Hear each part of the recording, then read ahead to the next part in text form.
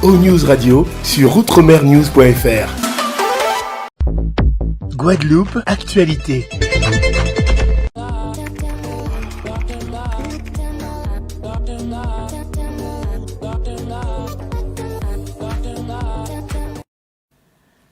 Voilà, nous sommes de retour sur le plateau de Sport 10. Nous avons été rejoints par Joël Jacota, à qui nous disons bonsoir.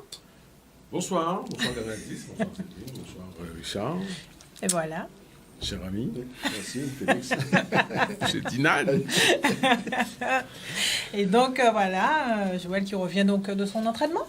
Oui, je m'occupe de jeunes à Bémao, donc je ne voulais pas laisser les jeunes en plan, surtout il y a 4 créneaux ce soir. Donc, et c'est la reprise. Et c'est la reprise. Enfin, moi j'ai repris il y a quand même 3 semaines avec les jeunes, parce qu'il faut les initier à les bonnes choses. Hein. On ne commence pas 15 jours avant le championnat, c'est pas intéressant.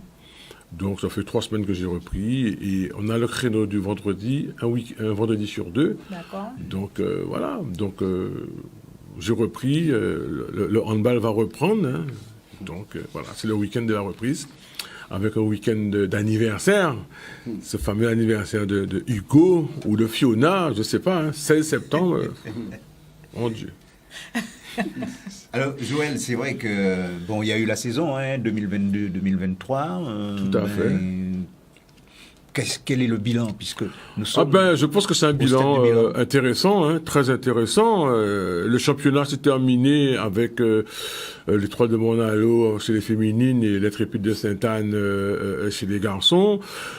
Et s'il faut parler de handball l'année dernière, je crois qu'il faudrait parler aussi de l'IHF Trophy. En novembre l'année dernière, où les gamins, les U20, les U19 ont brillé au Mexique. Et après, ils ont participé en fin février, début mars, au Costa Rica. C'est une compétition aussi de très belle facture. Hein. Ils sont champions du monde, bon, entre guillemets. Hein. Mais bon, comme on sait qu'on n'a pas plus loin avec ça, donc voilà, je crois que le handball a fait forte impression chez les jeunes. Nos jeunes, on n'en parle pas souvent, mais j'aimerais dire aussi que, par exemple, nous avons été aussi au championnat de France des intercomités à Paris, à Bourges et à Orléans. Nos filles ont été aussi championnes des dames, hein, après avoir battu la Réunion, la Martinique, la Guyane. Voilà, nos jeunes, les moins de 14, ont été championnes des dames. Ça n'a pas été le résultat escompté au championnat de France en lui-même, dans la mesure où répéter par exemple 6 matchs en 2 jours, et 2 jours après jouer les finalités contre des équipes métro qui arrivent toutes fraîches, c'est compliqué. Donc, mais elles n'ont pas démérité. Les garçons aussi se sont bien comportés. Disons que notre handball se porte bien. Je ne dirais pas que c'est machin, mais bon, ça se porte bien. On redémarre là, ce week-end. Après une belle saison l'année dernière, où on a eu des finalités de jeunes, où ça s'est très bien passé aussi. Les finalités de la Coupe, ça s'est très bien passé. Donc on redémarre petitement avec les seniors ce week-end, avec un derby déjà, hein, un derby monalien, à Petit Canal, l'étoile de Monalo face à Zayana, et d'autres rencontres en filles et en garçons. Quelques rencontres sont remportées parce que des clubs ne sont pas prêts, des gymnases ne sont pas prêts.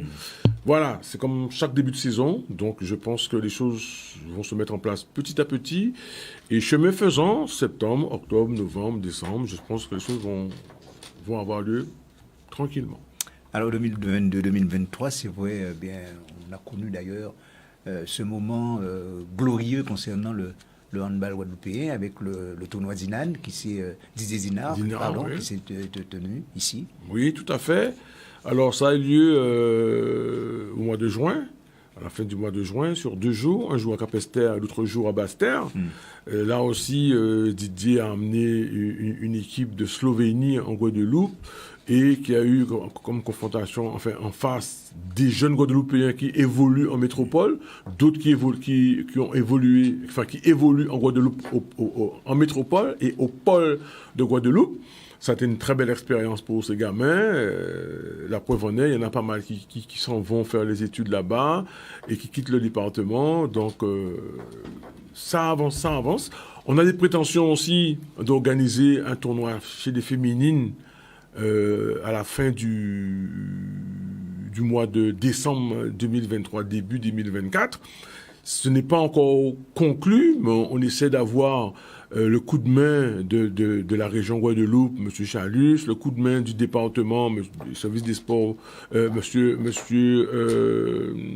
président du département, Guy Osbar, mais en passant par les responsables de sport, M. Dulac, M. Méfond. Donc, s'ils m'entendent aujourd'hui, on essaie de voir si on peut faire un tournoi féminin avec l'équipe de Paris 92 handball, où évoluent deux joueuses de renom, Mélino Kandi et Janela Blombou. Donc on regarde la faisabilité de ce tournoi, on est déjà en branle là-dessus, demander différents devis à des partenaires pour savoir comment on pourrait organiser ce tournoi fin décembre. Donc on a des prétentions de faire des choses pour faire évoluer le handball, pour qu'il y ait toujours quelque chose à faire. Cette année, l'IHF Trophy va reposer sur les filles, les U19 et les U20. Dans la logique des choses, les tournois devront avoir lieu courant octobre-novembre. Donc la Ligue est en train de préparer ses équipes pour y participer. Ça devrait avoir lieu au Canada normalement. Donc on est là, nous sommes présents sur la chose handball et en espérant qu'on aura aussi de très beaux résultats comme les garçons. C'est un petit peu la question que j'allais justement te poser, Joël Lakota. Quelle orientation la Ligue compte donner vraiment à cette discipline? Parce que ça fait un moment qu'elle se bat. L'orientation, alors après ces deux années de Covid, on essaie tant bien que mal de faire repartir le handball avec des orientations nouvelles, par exemple des pratiques comme le hand à 4, le hand fit, des choses comme ça pour proposer un peu à tout un chacun pour qu'on puisse redorer le blason, les lettres de noblesse de notre discipline de handball. C'est pas chose facile parce que, comme je dis chaque année, faut pas que les gens se pensent simplement sous l'équipe Fagnon, l'équipe senior. Il faut mettre en place pour les jeunes et je pense que ce socle de base important, c'est ce qui demain va peut-être pérenniser le handball, la discipline. Donc, nous avons des projets de travail avec la Fédération française de handball. Le président de la Fédération française de handball, M. Bana, doit être en Guadeloupe courant octobre-novembre. Donc, avec lui aussi, on va travailler sur ses orientations. Le pôle est rentré. Donc, là aussi, avec le pôle excellence féminin et le pôle accession garçon, là aussi, les orientations gardent le cap pour que demain, cette discipline handball soit ce qu'elle est.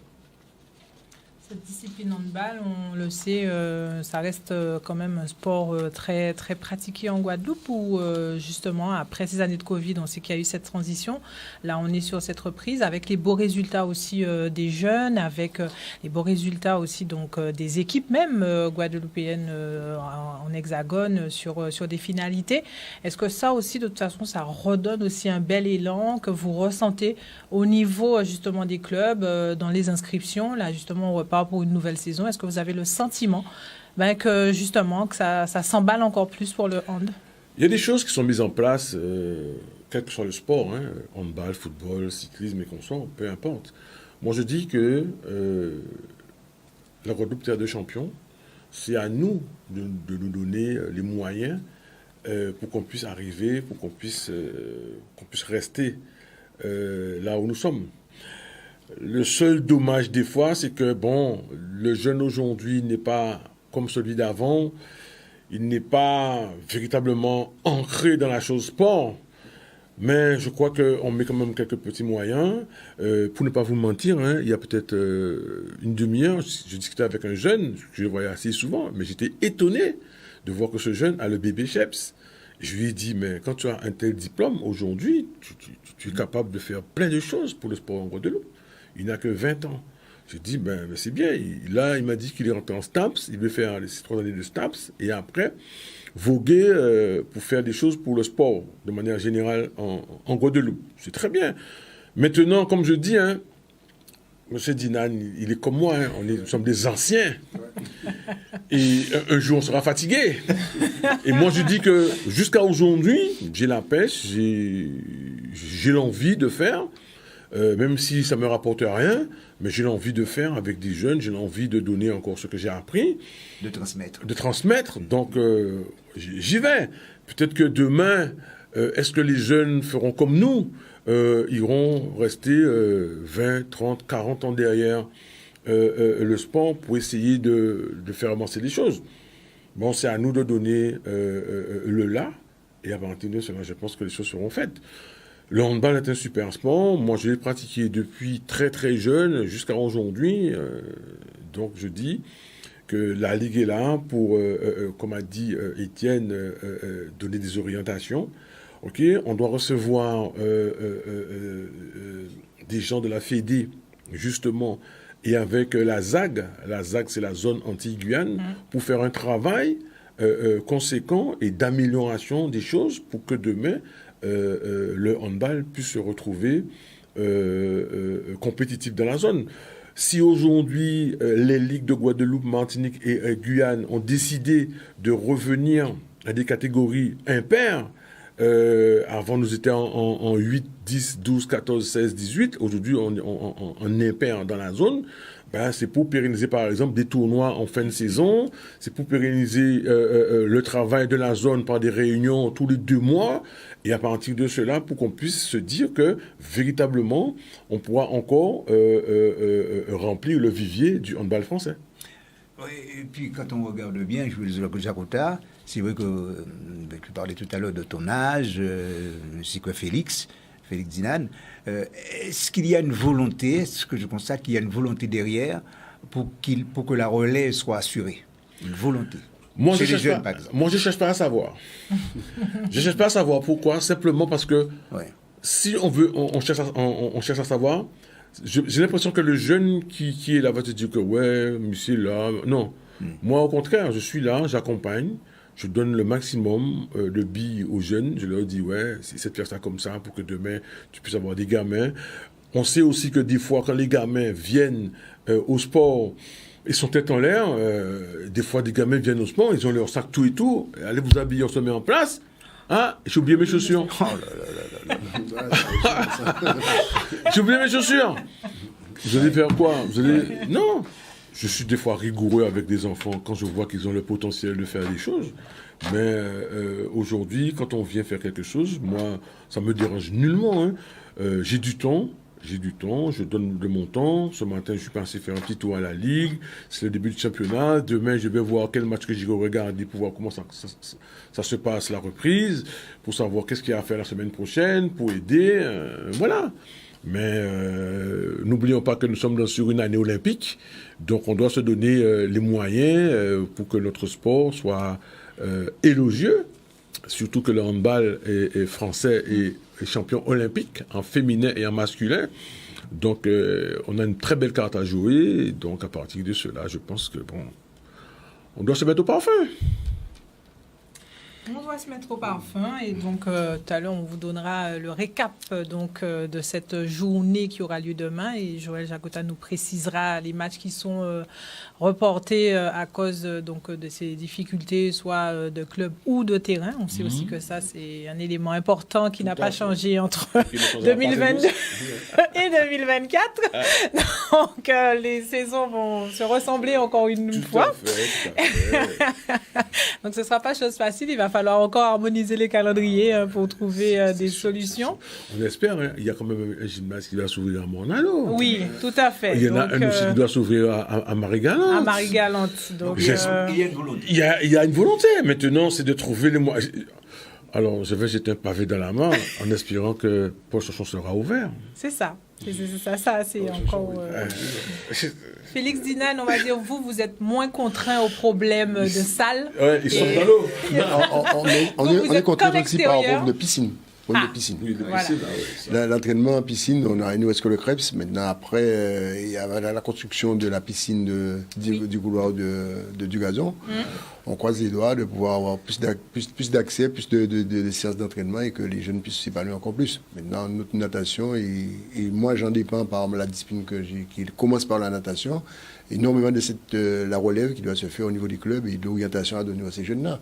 Et quand j'entends Joël raconter l'histoire, c'est mon histoire aussi, c'est l'histoire de toutes les ligues, c'est la difficulté de motivation de ces jeunes-là. Ils ne sont pas arrivés, mais ils sont venus pour partir. Non, mais Félix, c'est la réalité. Hein. Moi, honnêtement, je pense que la natation est un sport important pour nos jeunes. Pour moi, Joël, la natation est un sport important. Mes parents nous ont inscrits à la natation en premier sport. J'ai nagé jusqu'à 17 ans. À l'époque, c'était les tritons, il fallait avoir été jusqu'au triton 6. J'ai nagé. Moi, je me dis simplement aujourd'hui, vous êtes dans un bateau, le bateau il coule. Je ne vais pas mourir là où le bateau a coulé, je vais peut-être mourir plus loin. Voilà. Ça, c'est une bonne analyse qu'il faut. On a le temps de crier au secours. Quand on sait pas, on n'est pas plus, tout le monde est vulnérable par rapport à la mer, puisqu'il n'y a pas de branche. Mais aujourd'hui, la natation, c'est la base. Aujourd'hui, c'est la base de la discipline qui est le triathlon. Et quand on y va très jeune, il faut le faire consciencieusement. Et comme on dit assez souvent, comme tu ne connais pas de mer, il vaut mieux le faire consciencieusement et apprendre ce qu'il faut le jour J. Alors, Félix Zinane, donc 2024, les JO, est-ce qu'on aura le plaisir, en tout cas, d'avoir Félix Zinane encore président? Alors, c'est vrai qu'après les JO, c'est ces élections qui vont se mettre en place. On termine l'année olympiade 2024 et on remet en place tout cela. Maintenant, ce que je souhaite, et le plus, pendant que je suis là, c'est pas ce que je ferai demain, c'est ce que je dois faire aujourd'hui avant de partir, c'est de mettre en place et que laisser une ligue bien organisée, que ce soit administrativement et que ce soit de le développement des jeunes et de former des cadres pour cela. Et c'est pourquoi ce soir, je dis qu'il y en a 2 qui sont partis au DGEPS, un jeune d'ici qui est Lens Gosset qui a son staff qui était à Fouillol, et un jeune qu'on a recruté de Métropole qui a 28 ans et qui est parti à Aix-en-Provence pour pouvoir préparer ce DGEP sur une année jusqu'en juin. Donc l'encadrement sera assuré, le développement sera assuré, des projets seront proposés aux instances pour pouvoir nous aider à encadrer, les clubs seront dotés d'aide pour pouvoir recevoir les jeunes que nous allons détecter au niveau de l'UNSS et au niveau de l'UCEP. Donc on va essayer de coordonner tout ça, et celui qui prendra après, parce que je n'ai pas l'intention de continuer éternellement dedans, parce que ça fait 26 ans que je suis là, la créateur de cette ligue. Je ne sais pas, mais on sent quand même le discours de futurs retraités. J'ai entendu dernièrement la retraite de Franck Louis qui est parti au foot, et il a dit c'est de 2 en 1, mais c'est l'essentiel pour lui, pour nous aujourd'hui. Il faut passer la main, mais il faut quand même laisser la structure quand même en état pour que celui qui arrive puisse pouvoir continuer dans les bonnes conditions, sachant que les cahiers des charges aujourd'hui, que ce soit administrativement ou sportivement, c'est tellement lourd à gérer et qu'aujourd'hui il faut carrément avoir des professionnels. Et au niveau national, et quand la question m'a été posée tout à l'heure, c'est la gouvernance. On parle de gouvernance, mais on parle également de professionnaliser les ligues, et c'est-à-dire de mettre des directeurs sous les ligues pour pouvoir gérer dans de bonnes conditions cette partie, puisque un bénévole aujourd'hui, il est vite dépassé. Il faut s'entourer de professionnels dans les matières au niveau RH et au niveau tout ce qui s'ensuit dans cette partie administrative, et ça devient assez lourd pour... j'apprends toujours, mais je dis qu'aujourd'hui, l'aide qu'on a eue par le cabinet Consulting qui nous a apporté un plus, nous permet aujourd'hui de mettre plus à l'aise dans la discussion. Et comme j'ai dit à la réunion avant-hier avec mes collaborateurs au niveau du bureau, ils peuvent dormir tranquilles. On n'a pas de la performance, mais il faut quand même assurer la maison et pouvoir mettre ce qu'on veut dedans après. Oui, parce qu'il faut dire... Et là, justement, il y a un point très important. Le bénévolat, par exemple, eh bien, ça se perd. Ça se perd. C'est vrai qu'aujourd'hui, on trouve plus de personnes libres pour pouvoir le faire. On a un cahier qui nous pose un problème, un cahier des charges qui est sorti. C'est le défraiement aux bénévoles. Et les associations n'arrivent pas à trouver code mal taillé pour pouvoir donner le frais de déplacement, frais d'essence, frais de ceci, frais de cela. Et les gens arrivent, enfin les bénévoles arrivent avec un diplôme en main. Oui. Et ils leur disent que c'est pour rien. À un moment donné, ils te disent, j'ai payé combien d'argent pour passer mon diplôme, je vais faire du bénévolat. Je peux vous aider une fois comme ça. Mais quand on a des exigences de résultats, il faut quand même que les gens qui, professionnellement parlant, qui soient un peu plus souvent sur les jeunes pour pouvoir les faire monter en compétences. Donc, l'un dans l'autre, il faut trouver des côtes mal taillées. Mais il y a des associations qui arrivent à faire des astuces. Mais ce que je dis aujourd'hui, c'est que nous, présidents d'association, présidents de ligue, il va falloir qu'on travaille main dans la cohésion pour qu'on puisse s'entraider et trouver la porte de sortie, parce que tout seul, on ne pourra pas. On ne pourra pas. Il faut s'entraider, il faut mutualiser nos compétences. Et je pense que j'ai travaillé énormément avec la Ligue de natation ou d'athlétisme. Il faut mutualiser les compétences. Et je le répète, et je leur demande vivement au niveau des entraîneurs aussi, parce que quand un jeune est champion de Guadeloupe, il n'est pas champion de Jacota ou de Joël ou de Félix Zinan, il est champion de Guadeloupe. Et il est honoré en sa vraie grandeur. Et quand je vois le jeune qui a gagné le Tour de Guyane est arrivé ici, on est tous contents, mais c'est un Guadeloupéen, point barre. Il a travaillé pour cela, et donc il faudrait qu'il y en ait d'autres, mais il faut que nous, présidents de ligue, qu'on puisse faire le travail ensemble, pas tout seul. Ce sera compliqué. Moi, je vais rajouter, parce que moi, c'est de l'or en bas, qu'a dit Félix, c'est de l'or. Moi, aujourd'hui, j'aimerais encore relancer la région Guadeloupe, le département, concernant les contrats d'objectivité. Nous, on souffre ces jours-ci. Depuis novembre 2022, on souffre. Nous souffrons. Et je vous dis que nous souffrons. Les contrats d'objectivité, on est le 15 septembre. On est à 2 mois et demi de la fin d'année. Le contrat d'objectif n'est pas encore versé. Je comprends qu'il peut y avoir plein de problèmes partout, plein de problèmes en région. Mais je dis qu'il faut qu'on relance la région concernant, pas pour le handball, je parle de manière générale, pour le sport en Guadeloupe, pour toutes les disciplines. Nous souffrons énormément. D'accord. Quand vous voyez des fois que vous arrivez au bord du gouffre et vous n'arrivez pas, vous êtes presque à ne pas pouvoir payer vos salariés, c'est chaud, c'est très très chaud. Je n'en veux à personne, je comprends que tout un chacun doit gérer des choses, c'est clair et net, sauf que si nous, des ligues et comités, on met ça de côté, ce sera la guerre dans notre pays. Oui, il y a beaucoup de jeunes qui seront laissés sur leur route et on fait un travail colossal sur les ligues et le travail réalisé avec les jeunes. Je pense que l'appel doit être entendu. Nous avons des réunions avec la région, le département et surtout la région dans le projet qui doit être déposé. Mais cette année, quand j'ai vu arriver le document pour pouvoir ramener les pièces, on avait 18 pages. 18 pages à remplir par des bénévoles que nous sommes. Donc si on ne se dote pas de professionnels là-dessus, on est perdu. On est perdu déjà. Et on est pointé du doigt parce que le dossier est en retard et c'est mis dans les oubliettes assez rapidement. Où c'est carrément divisé en 2, en 3. Donc, on ne peut pas avoir un projet constructif sur le devenir d'une discipline. On fait du bricolage. Heureusement qu'on fait du bon bricolage. Pour l'instant, c'est du bon bricolage. Parce que le problème qui se pose, c'est que nous sommes comme ça avec des bénévoles.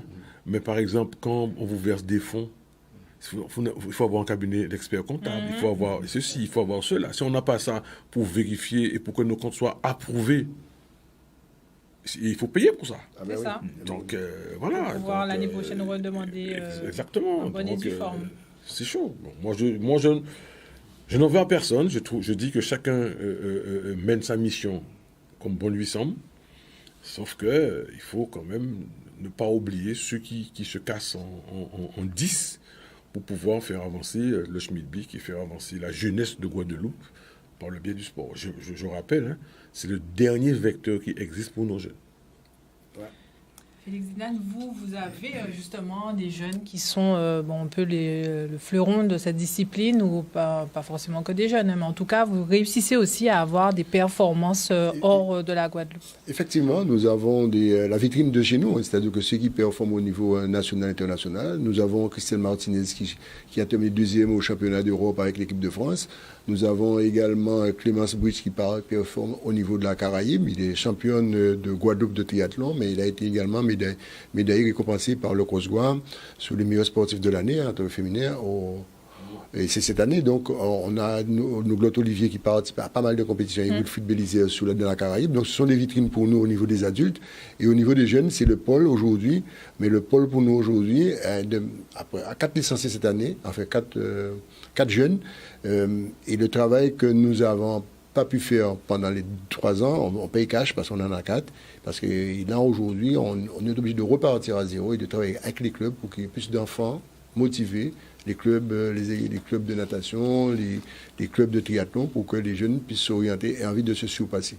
Et là, aujourd'hui, le goût de l'effort est perdu pour certains et ils te disent je ne vais pas pouvoir. Donc, il faut être motivé, il faut trouver des cadres motivés pour les motiver. Et aussi, mais il faut aussi des aides, ce qu'on vient de dire tout à l'heure. Tout ça, c'est un tout. Et il faut mettre tout ça dans la marmite et faire retourner pour que nous ayons sortir la tête de l'eau, puisqu'on est dans cette période olympique, terre de jeu. On a le drapeau, on aura la flamme en Guadeloupe le 15 juin en Guadeloupe, la tournée. Il y a des manifestations qui seront organisées. Nous avons le championnat de triathlon qui va être organisé le 25 novembre aux Abîmes. Il y a des communes des pays qui sont labellisées. Et si on organise des manifestations avant le 31 décembre, d'après la DRAGES, nous aurons, comme il dit Saint-Martin, avoir une place pour participer au semi-marathon de Paris avant les Jeux. Donc tout ça est mis en place, mais ça demande beaucoup de temps et on a très peu de temps pour faire tout ça. Nous aussi, on a très peu de temps pour parler de tout ça, puisqu'on arrive quasiment au terme, bien sûr, de cette émission.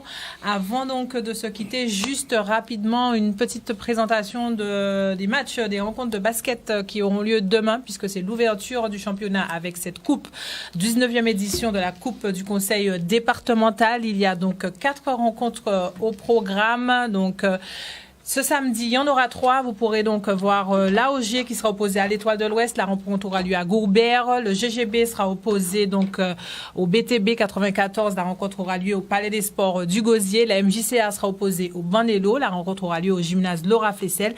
Et mercredi, donc la clôture donc de ces 8e de finale avec l'USR qui sera opposé au Cygne Noir. Et la rencontre aura lieu à Sainte-Rose. Voilà. Est-ce qu'on a un petit moment justement pour parler des rencontres? Demande à Jordan qui nous regarde. Oui, D'accord, il nous fait signe qu'on peut y aller très rapidement. N'est-ce pas? Puisque ce sera la première journée avec l'aide d'ailleurs de Joël Jacota, Club Sport qui sera opposé à l'Intrépide. C'est le hand. Oui, c'est le hand. C'est le hand.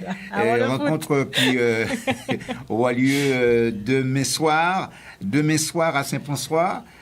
Une autre rencontre, l'Étoile qui va recevoir le Zayena, ça va se passer demain soir également à Petit Canal. 3e rencontre, le JSA face à Cap Anne à 18h. Ce match est reporté. Match reporté. D'accord. JSA Cap Anne et Azup Bouillante, garçons et filles, ils sont reportés. D'accord. Alors JTR, on peut y aller tout simplement. Alors le match de la JTR Gauloise JTR aura lieu mercredi. Tout ça, c'est des problèmes de gymnase. D'accord. Alors, faites très attention à cette rencontre qui était prévue donc demain après-midi, ce sera mercredi soir. L'Infini handball face à Prétapide handball, ce sera dimanche à Saint-François. Et là, évidemment, nous parlons des femmes en ce qui concerne les hommes. Eh bien, à Laza qui sera opposé à l'Intrépide. C'est ce soir. C'est ce soir, à donc Fouillol. À 20h30 à Fouillol. Dans quelques instants. L'autre rencontre, l'Étoile face à Zayana, demain à 18h à Petit Canal. Et puis JSA Cap Anne. C'est reporté en garçon aussi. Exactement, ce sera mercredi, c'est ça? Non, c'est reporté à une date ultérieure. À une date ultérieure. Et c'est la Gauloise contre la JTR qui est reportée en fille et en garçon à mercredi. D'accord, et puis en tant que club sport...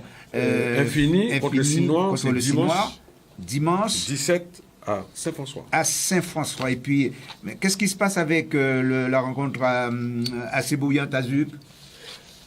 Alors, la présidente avait invoqué un problème de gymnase. Très rapidement. Hein, oui, un problème de gymnase. Donc, je suppose que c'est par rapport à ça.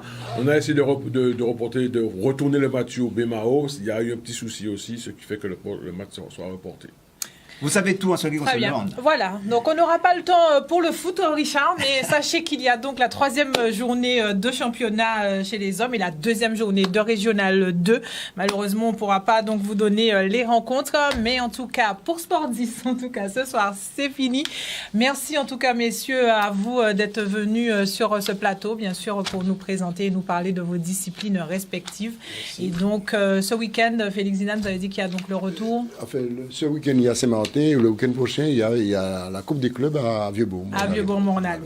Voilà, donc vous savez tout. Donc, et nous, bien sûr, Richard, on vous retrouve lundi avec Pascal. Oui, puis vendredi, donc, Sport 10. Vendredi Sport 10, comme d'habitude. Donc voilà, bon week-end sportif à vous. Et donc, profitez, bien sûr, des différentes rencontres qui vous sont proposées. Allez encourager nos sportifs, comme d'habitude. Allez les applaudir. Ils ont besoin de vous. Et donc, nous, on se retrouve vendredi prochain et lundi, Richard, avec Pascal. O-News Radio sur outremernews.fr.